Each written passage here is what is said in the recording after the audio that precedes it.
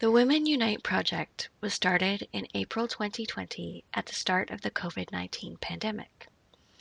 We realized that recording in person wasn't going to be possible, and so we decided to use Zoom.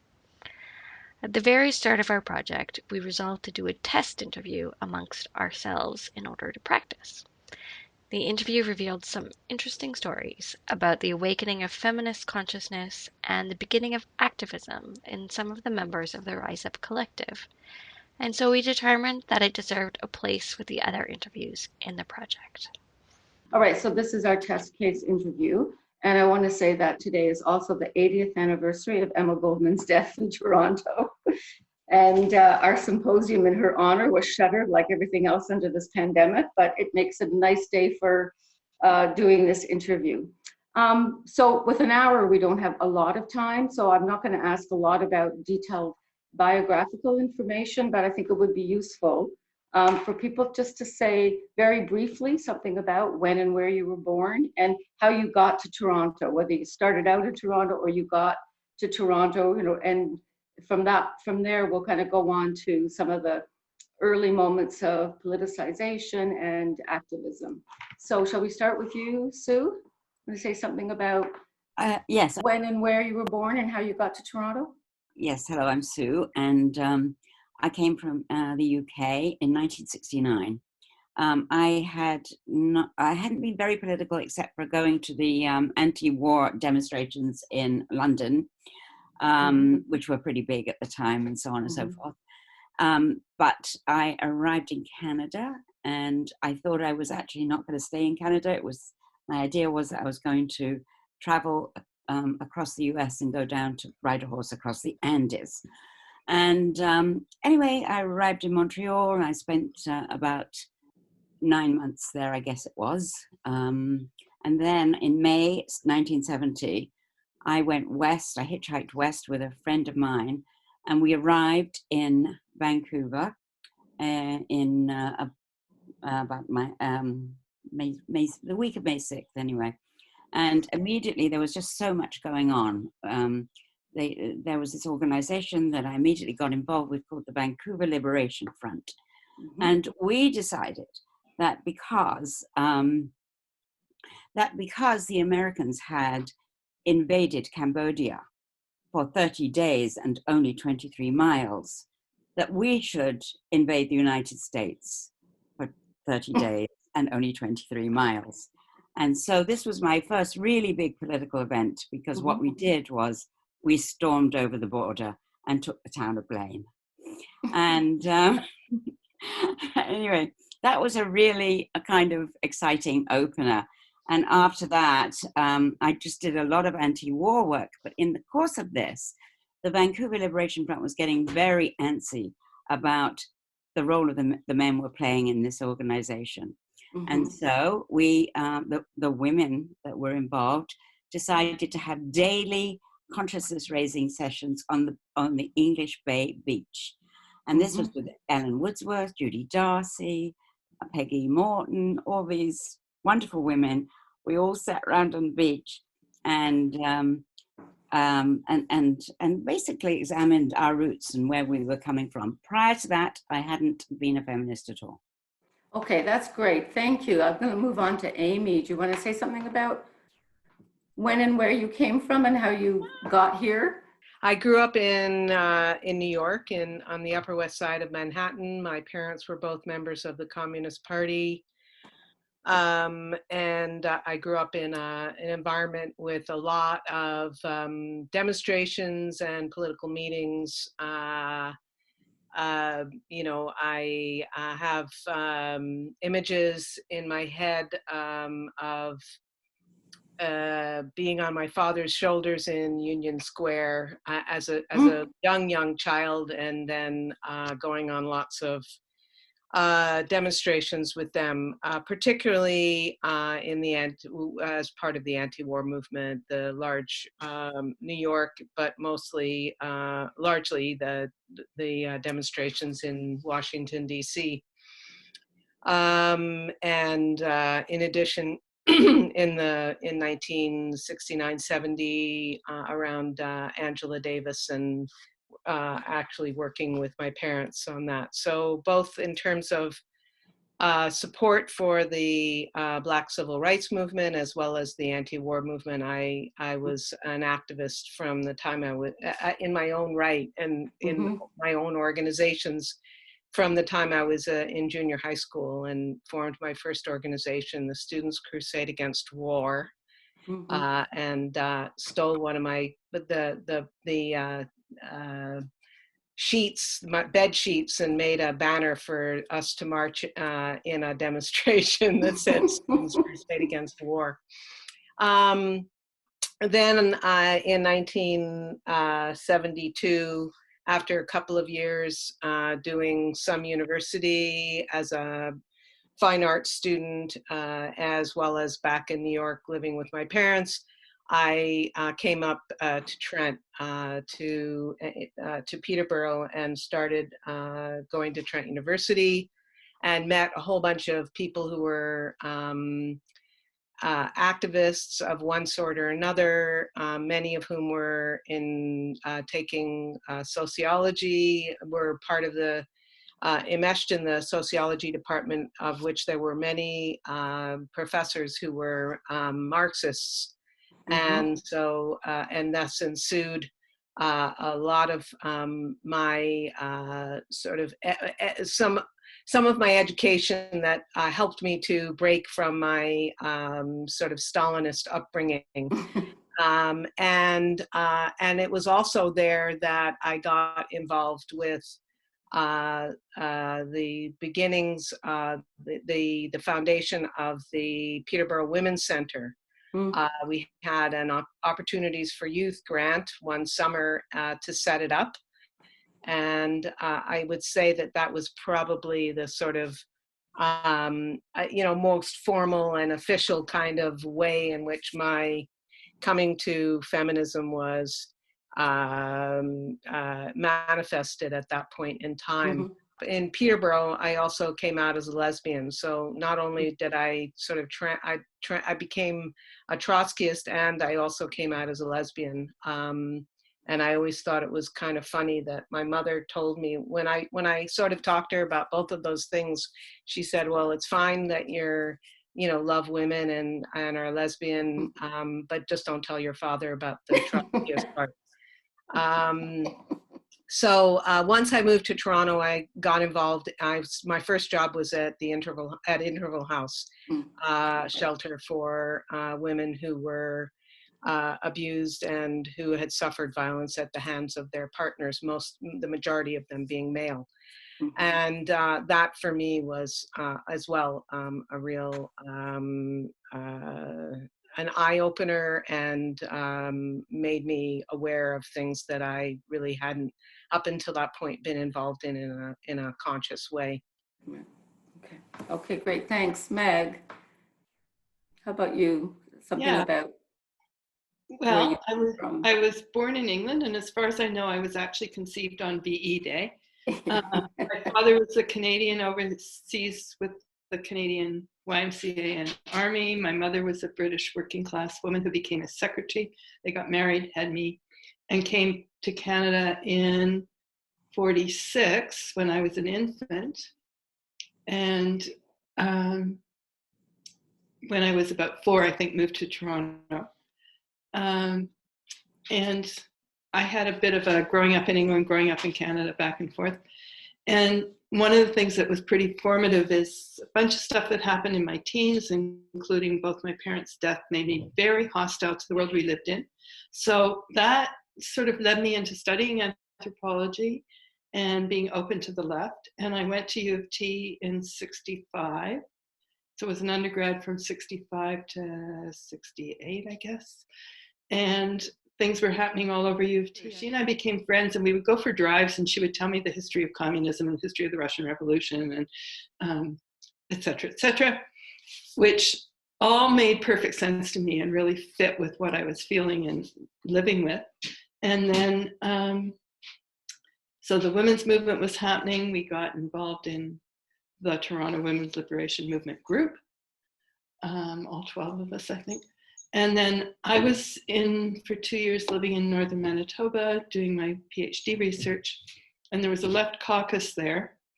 And what became absolutely clear is for us to do any work in that community, we wanted and needed the ties that we had informally with people we knew in other parts of the country who were in the the RMG. And so when I came back to Toronto, I joined the RMG and was in that organization until 78 or 9, somewhere in there. And so I was privileged to be in an environment where all kinds of things were happening. It was U of T, there's all kinds of things going on, and I was predisposed to welcome it. And so women's liberation and the left at the same time. And then I was involved in teaching women's studies at U of T, and that was amazing. So that's the start. Okay, thank you. You've anticipated so many of my other questions, so we can just keep moving along. I had wanted to ask about what role university played in your life. I wanted to ask about kind of just moments of politicization that really matter to you, and you've already started to say some of that, but maybe we could go back to that a little bit. Sue, you talked about you talked as though you were kind of randomly wandering around and then you end up in Vancouver and you get very involved. But I gather these weren't just random movements as you hitchhiked across the country. And I'm wondering what was kind of motivating you? Was it really just about exploring? Did you already have some notion that, you wanted to be liberated from your background or what have you? I was really hippie and an adventurer, right? I'd already hitchhiked halfway around the world to India and Sri Lanka, and I've got right through the Middle East and right across North Africa, actually, through Algeria and Morocco and so on. And so I was coming, and I hadn't been to university. I left school at 15. So all of my understandings and my intellectual appreciation was very experiential. So all I knew was I really needed to see what this US was all about, which I had come to hate while I was in India and traveling. So no, apart from being generally political, which people are in the UK, I didn't come from any kind of left background. My father was the son of a left-handed riveter in the shipyards in Sunderland. My mother was a petty bourgeois daughter of a bootmaker, and they'd got together, and it had been a really interesting liaison, which was quite successful. But it wasn't very political, except that everybody in their youth in England, especially in the 60s, had a smattering of politics. And I don't know if you found this, Meg, but a lot of people were sort of concerned about the war and about. I went to a few meetings of Black Dwarf, for example, just because I was around that kind of crowd. Anyway. So, yes, and I'd met up with people in '68 who had actually had escaped Czechoslovakia, and it was just a sort of big political community. So I was familiar with that kind of environment when I came to Canada. And even the guy I traveled across Canada with was a friend and also quite political, but not terribly political. So I think it really was the anti-war stuff that hit me the hardest, and as I say, those moments of activism in out west were particularly strong. Now I then came to Toronto in the summer, at the end of the summer of 70, and I got involved with an organization that at the time I think was called Red Morning. Red Morning was really involved with comrades from Quebec and very anti the FLQ. And so I was actually also one of the people that got arrested in English Canada under the War Measures Act. Mm-hmm. So all these things happened to me that were they were political moments that were very were very amazing, actually. But in fact, I had been working on a lit grant to run a free food program on Baldwin Street for unemployed youth, and we had a legal clinic, and we had various other dance classes and food and all that sort of stuff. And we met people, transient youth coming across the country. So another big political moment was getting involved in grassroots in Toronto. And we, of course, were the people that tried to get a camp for unemployed youth, and had battles with the police at various points in Toronto. It was called Washia, and we eventually won the old Mercer football ground to set up our camp for unemployed youth. So that was another one. So there were all these events unfolding that I had a role in. And it wasn't really until I got involved in the RMG that I began to put it all together intellectually, and it all made sense to me. But I hadn't been brought up with it, or I hadn't had a university education. It was very experiential. I wanted to ask about what role university played in some of your in terms of your development of a feminist and a left consciousness. So Sue's already told us that she didn't go to university, which created a really interesting trajectory. You already talked about Trent, the context being important, though I still want to ask, maybe people will still want to know, how does a New Yorker end up at Trent? And what were did there continue to be important kind of cross-border networks and connections for you while you were at Trent? Yes, although I have to say that when I first arrived at Trent, I felt like I was like I just felt like I was in this really bizarre place.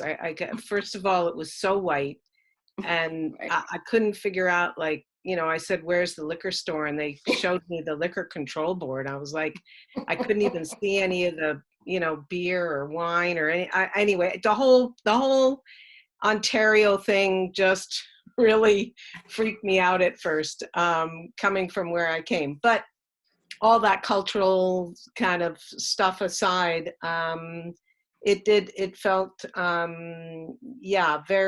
there was a sort of monoculture that seeming monoculture, which once you dug down below that, you actually did find something more. But I just felt quite different I felt different because I was Jewish. I felt different because I'd grown up in a very mixed kind of neighborhood. I felt different because my hands went everywhere when I was talking, or, that I just felt different.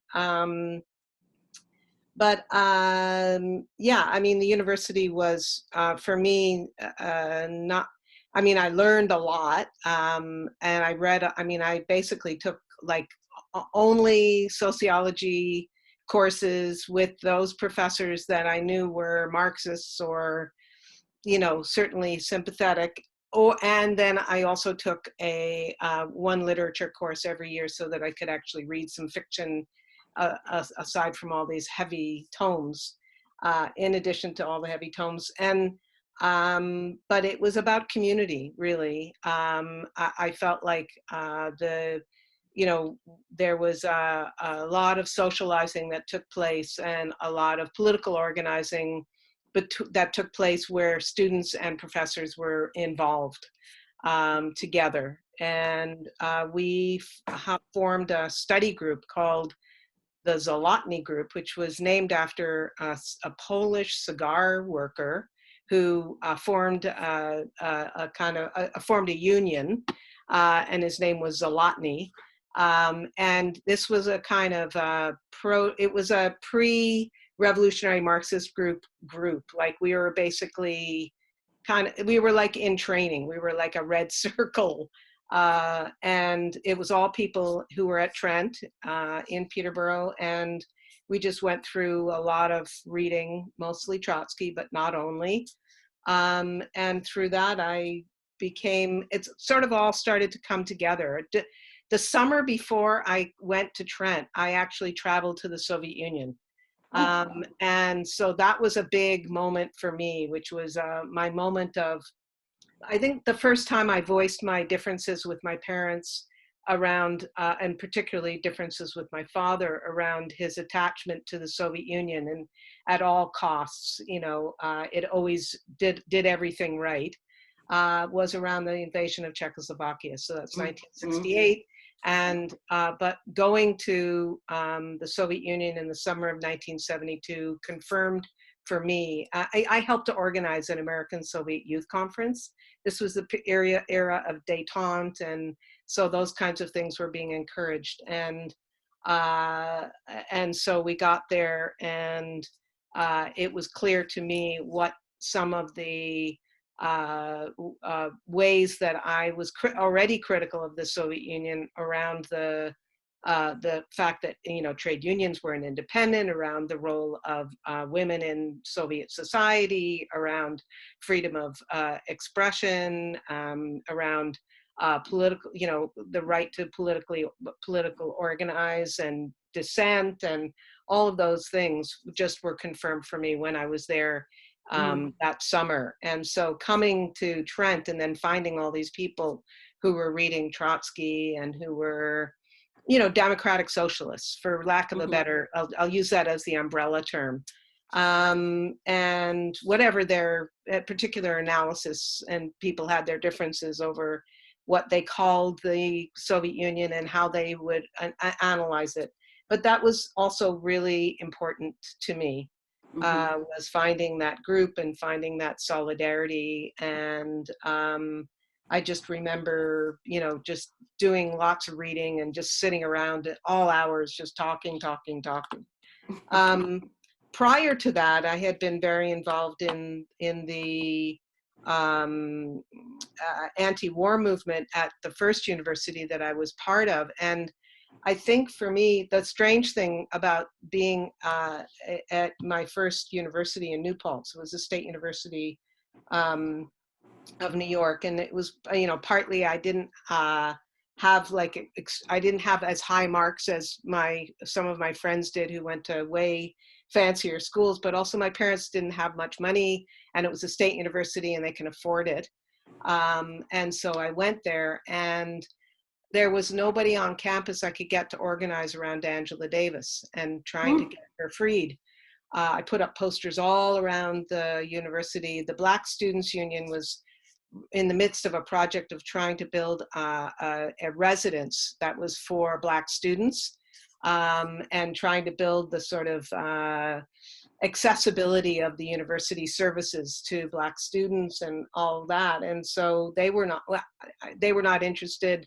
Probably some of them also didn't want to be associated because of Angela Davis's politics, but I don't know the full story. Anyway, I did finally get involved with the Student Christian movement, which was the only group that I could find that was really, really active around the bombing of Cambodia.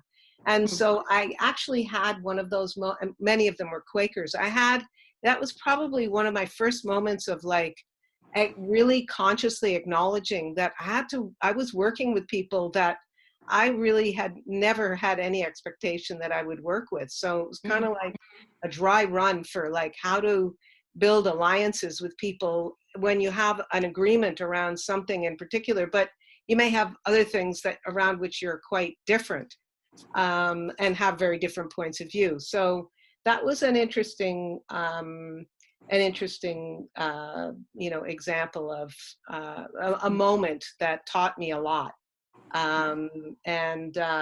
In fact, they were quite a motley crew of wonderful people, and I really enjoyed the time that we had. And it was the first time that I came to Toronto. We actually hitchhiked from New Paltz up to Toronto for the meeting of North Vietnamese, South Vietnamese, and Laotian women that was at the Friends House in 1970, I think 70, in the fall of 1970. And we had a great time sort of hitchhiking up here and met with the Berrigans and Syracuse and, you know, all these other people who were involved in this anti-war movement that was so broad.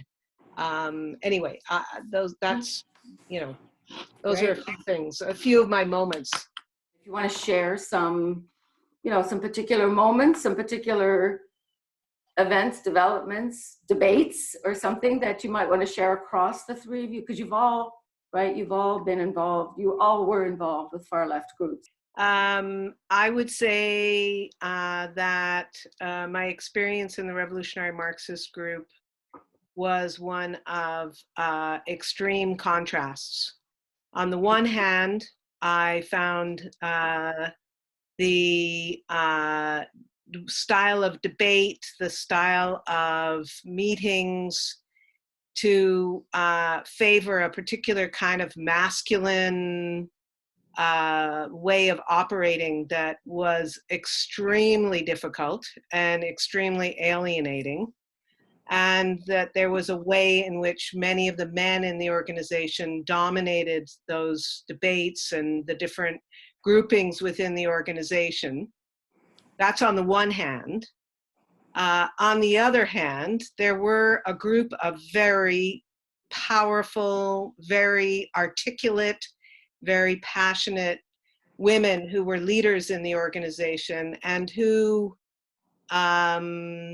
encouraged other people, most particularly women, but not just, to be more, to have more of a voice within the organization. But it was a very difficult situation within which to take your place. I never found it easy at all. I remember being at meetings, large meetings, you know, of the branch down on Queen Street in our building. And, you know, just like when I was wanting to speak, sort of feeling like my whole body was like shaking before, you know, like thinking about what it was that I was going to say and how people were going to respond and whether they were going to understand me. And I just the whole, like, was I going to say it the right way, you know, like, and I had never really felt that in a political context prior to that. It was just so pressured, so stressful, so difficult. And so for me, when we formed our sort of Tendency Z, which is what we called it, which was a sort of feminist, you know, queer caucus tendency within the organization, that felt a lot easier for me, because partly because it was smaller, but also because I think a lot of us had very similar kind of criticisms of the internal life of the organization, which was so difficult for us. Yeah, and we were never able to make those criticisms stick. I don't even know whether we actually were able to surface them, frankly, because it was so intimidating. I hated it. And I remember that the place where I felt comfortable and the most productive and useful, etc., was the Women's Committee. And that's when I go to your question about, do I feel more rooted in the women's movement than in other movements like the left groups? Absolutely the women's movement. For me, absolutely no question. And in fact, being in the Women's Committee and being surrounded by, I mean, other passionate, brilliant, intelligent, insightful women, not just in the leadership, but in the Women's Committee, was for me incredibly invigorating. And I think that's why I stayed as long as I did, was because of that. And then, of course, I'd also had this horrible experience in Winnipeg, which was made up of high school boys, mainly, with one woman. And Gordon and I came out from Toronto, and any mention of women's liberation at all was just heresy, and it was treated as heresy.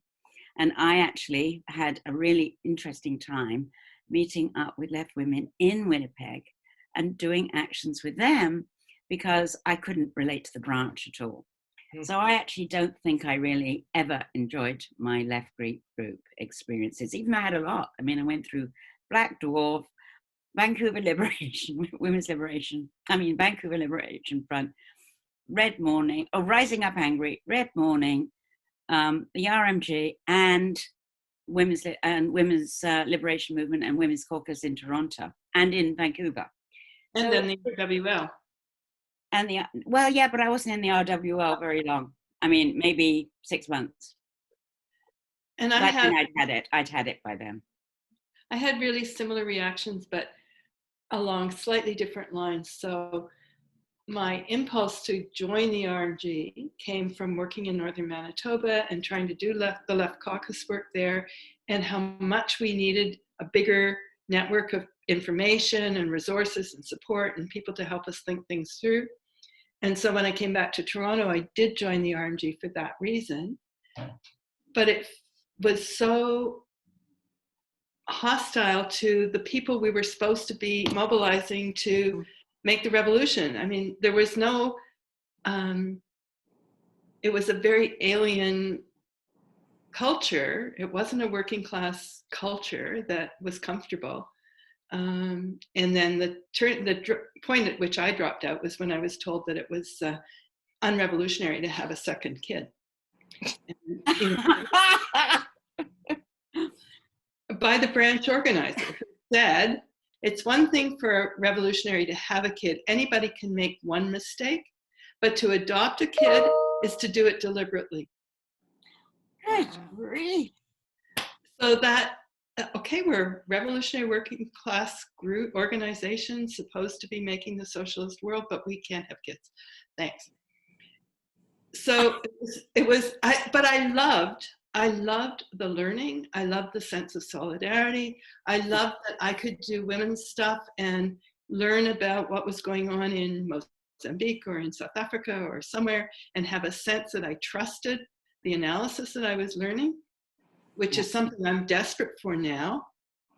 It's really hard to trust the information that's around, and I don't have the same kind of network of people to help me think these things through. I miss it. So that was a good thing for me in those years. Yeah, I agree. It was an incredible learning experience, and just the sense of being able to connect with all these other struggles and to be able to, read and hear an analysis of what was going on in many parts of the world as well as across Canada was incredible. But the cost was just way too great. I left in 1980, and Gary Kinsman and Natalie LaRoche and I wrote a letter. Our resignation letter had we gave it a title. It's called "We May Not Be Witches, but We Sure Have Been Burned." And we were like, it was kind of our final, kind of like, we're out of here. Because at that point, the industrial turn was in full swing, and we felt completely, I would say, belittled, sidelined, erased, dispossessed of our radical identities, and it was just no longer possible to stick around.